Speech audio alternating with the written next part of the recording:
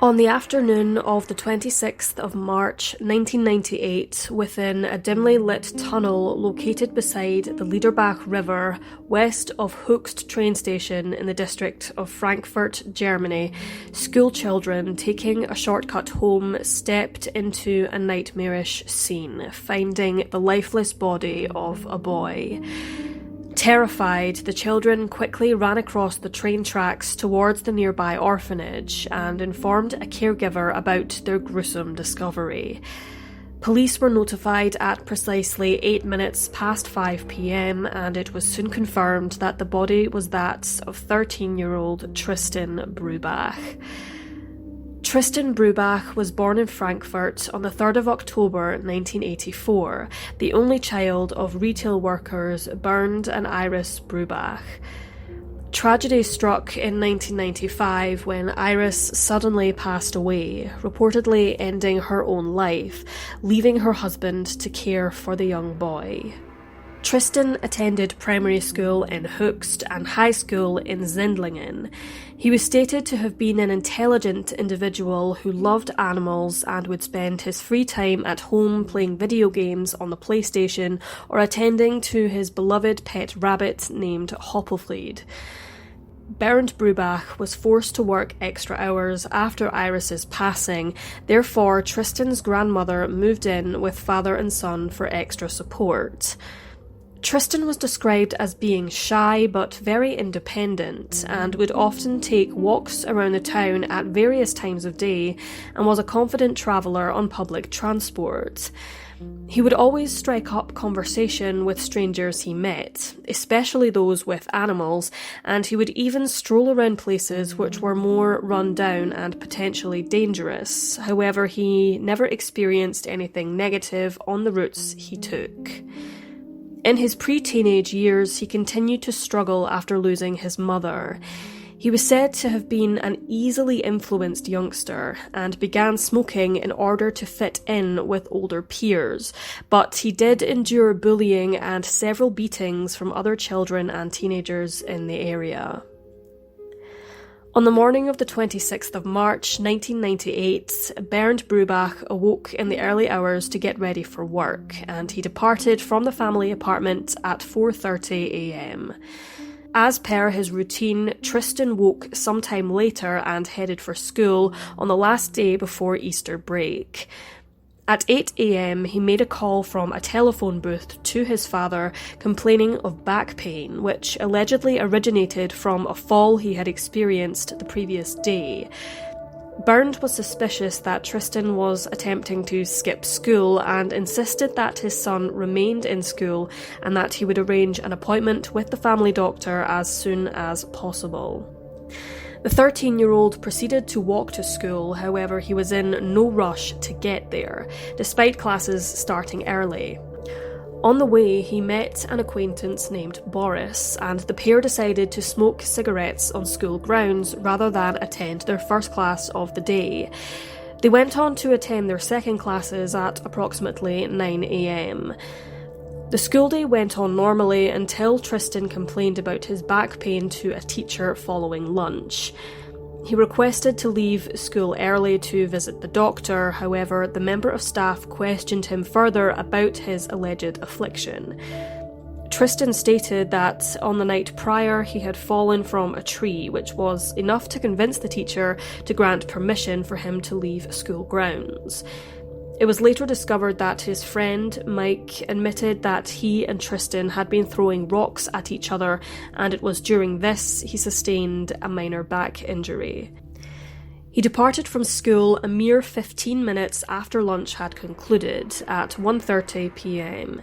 He climbed aboard a bus at the Allensinestrasse station and sat at the rear of the vehicle for the short ride to Höchst station, which usually took less than 10 minutes.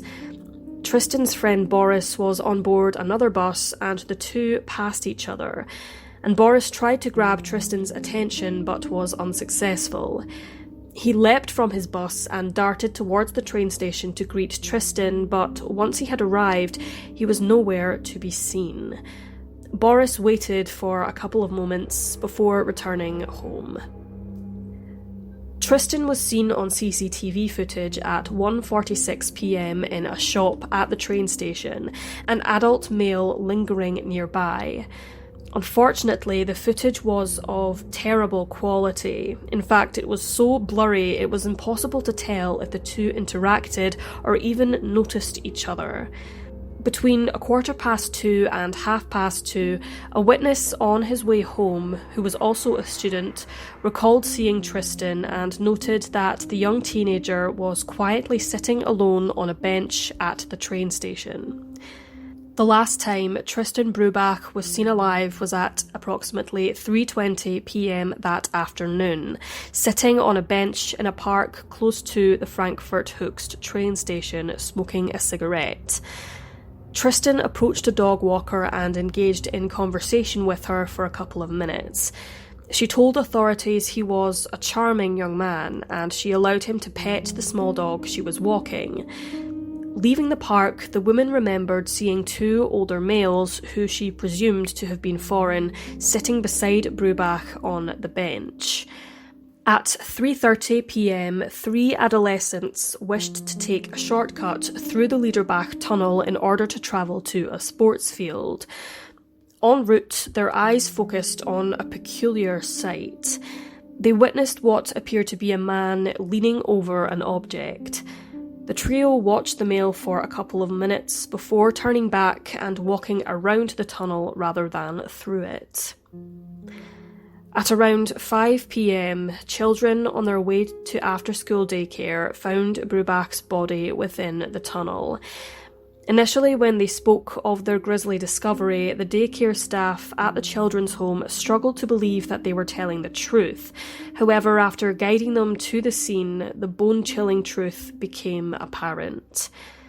The wounds inflicted on the deceased were of such extreme brutality that authorities could not identify the body.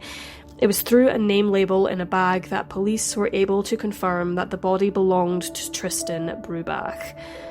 Authorities called the crime scene the worst they had ever seen in Frankfurt, discounting World War I and World War II. Tristan had been beaten so badly that he fell unconscious and was subsequently strangled. He was then dragged from the edge of the river into the tunnel. His death was caused by a deep cut to his throat, which ran from ear to ear and severe enough that his spine was visible. He had also been stabbed numerous times. Further horrific details were revealed, describing how the killer mutilated the body. Chunks of flesh from the boy's thigh and buttocks were removed, as well as his testicles. Tristan was found lying in a sleeping position, and one of his shoes was placed on top of him. The murder weapon was found on a stone close to the scene, but there was no sign of any of the missing body parts. German police were unable to determine an exact post-mortem interval before the body was found. However, they believed that the murder took approximately 15 minutes to carry out. Forensic investigators managed to collect evidence of a bloody fingerprint at the scene, presumably from the killer, in the hope that one day there would be a match. The 3 youths who saw the unidentified man in the tunnel were questioned, and it became apparent that they more than likely witnessed Tristan's murder without realising it at the time. Together, they and a young female witness who saw a similar-looking man leaving the tunnel aided police in understanding the timeline of events, as well as creating an e-fit of the person suspected to have cruelly taken Brübach's life. The e-fit, which was created, was initially sketched, however it was then updated digitally. German police believed that the suspect was between the ages of 25 and 35, stood at approximately 5 feet 7 inches tall, was of a pale complexion and had light-coloured eyes which were more than likely blue. Witnesses reported that the man had an unkempt appearance, his blonde hair tied in a ponytail or braid beneath a hat. The suspect had a distinctive scar below his left nostril, which is believed to be from either a severe wound or a repaired cleft palate. Authorities believed the man to have been attracted to the younger generation and possibly already knew Tristan Brübach. A teacher of Tristan's claimed to have seen him in the company of older men in the lead-up to his death. Having given a description of each man, one of them was a blonde male, which seemed to match the ephit but was never identified. The tutor felt as if the blonde man was familiar to her but couldn't explain why this was.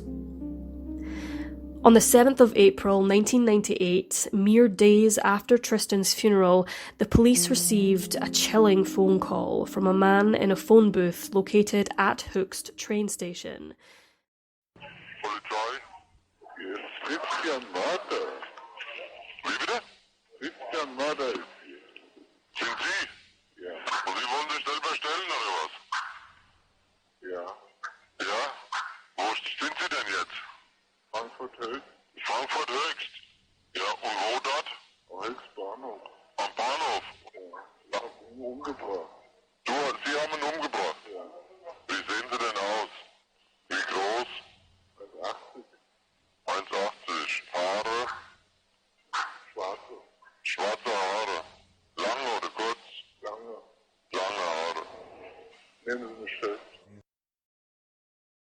To summarise, the unknown male on the phone confessed to having killed Tristan, but police were hesitant to take the man's confession as fact. Locals have stated that the caller sounds as if he was under the influence of alcohol or drugs, but it was clear to some that the man possessed a local Frankfurt accent. It was possible the caller tried to throw police off the scent by telling them he had black hair and was around 6 foot tall, in opposed to what witnesses told police whilst creating the ephit of the suspect. Authorities arrived at the station, but the caller was no longer there. Unfortunately, it is not known whether authorities searched CCTV footage at the station at the time of the phone call, or even if they collected any fingerprints from the booth. All males from the ages of 15 and 45 from Höchst and Unterliederbach, including commuters who boarded trains during the time of the murder, were invited by police to submit fingerprints for analysis. They were exceptionally cooperative, and it was reported that by 2014, 98% of males from Höchst and almost 93% from Unterliederbach had submitted their fingerprints. In the months following the murder, children reported sightings of a dishevelled homeless man hanging around the Höchst train station. It became apparent many years later that this was an individual known to the locals as a person who made many people feel uncomfortable and intimidated. He allegedly interacted with various different children, asking them to buy him products in town or giving gifts to them. And Sascha Klump, one of Tristan's classmates, claimed that the man followed him on his way home on many separate occasions. The children had made many claims about the man in the past, but most of the adults didn't believe that he was a threat. Once Tristan's murder was public knowledge, their claims were taken more seriously, but those seeking out the man found that he had disappeared. During March of 1999, Tristan's backpack was discovered in a forest in Niedernhausen, which is located 15 miles from the crime scene. The contents of the backpack oddly included a map of Germany written entirely in Czech. Authorities didn't believe the map belonged to Brübach, as he was neither Czech nor spoke the language, and therefore they began investigating further in both the Czech Republic and Slovakia. However, their efforts were fruitless. A woman reported a rather strange meeting with a scruffy-looking man wandering the woodland, the man telling her he wished to travel from the Czech Republic back to France to be reunited with his flock of sheep. The man allegedly fitted the description of the suspect almost perfectly. However, it turned out that he had been checked into a Czech hospital for treatment during the time of the murder and was then identified as a French legionnaire. A bizarre incident occurred during the night of the 7th of October 1999. When Tristan's grandmother visited the cemetery the following day to pay her respects, she was heartbroken to find that his grave had been vandalised, and it was evident that Tristan's final resting place had been disturbed by a gravedigger. The soil had been dug to 1.2 metres deep, a plastic tarpaulin on the ground beside the grave with piles of dirt on it. Police believed that the incident was at the hands of a mentally unstable person who had nothing to do with the death of Tristan Brübach. In Germany, there is a law where a grave is protected by the state for 20 years, and after that period of time has ended, the families must pay a certain amount to keep their loved ones in the graveyard plot. In December 2014, Bernd Brübach, who had endured so much heartache due to the loss of his wife and son, passed away, leaving nobody to pay for Tristan's grave. The 20-year period expired on the 26th of March 2018 and could not be extended. However, the public successfully funded for a memorial stone within close proximity of Tristan's grave. The killer had a unique modus operandi, and it was puzzling as to the reasons behind the murder of a 13-year-old boy in a public place during daylight hours. Despite sending the sketch of the suspect to over 80 German prisons and collecting over 24,000 witness statements, the investigation turned cold. It was theorised that Tristan may have been involved in illicit activities involving drugs or sex work and was dealing with dangerous individuals. He could have witnessed a crime and was killed to keep the incident a secret. These are just a few of the many rumours swirled around the general public and media publications, but ultimately were dismissed by police as there was no evidence to back any of them up. An American woman claimed that her husband was guilty of the crime, but it was soon revealed that she had made up the story as she wanted to take revenge on her husband, with whom she was experiencing a tumultuous divorce. On the 19th of May 2016, Manfred Seal, infamously known as the Hesse Ripper, was named as a suspect in the case. He had been accused of committing at least 5 murders between 1971 and 2004, and a further 4 unresolved deaths had been linked to the German, who lived most of his life in Frankfurt and died before his crimes were uncovered. The post-mortem mutilation of body parts, as well as keeping pieces of his victims, made police believe that the alleged serial killer may have been the person who murdered young Tristan. However, there was no evidence to suggest he ever targeted younger people, and he never targeted males. Police tested 3 of Seal's fingerprints against the one found at the crime scene, but there was no match, which ultimately ruled Manfred out as Tristan's killer. The underpass where he lost his life has been closed off, and according to Sascha Klump, Tristan's classmate, 2 years after the murder, he saw the blonde man behind the bars of the underpass. The space is only accessible through the use of a key or access through the river itself. The murder of Tristan Brübach continues to haunt the people of Frankfurt, and more than 2 decades on, locals continue to keep his name in the public eye, and German police have stated that they are working hard to seek justice for Tristan and his loved ones, hopeful that the case will soon be solved.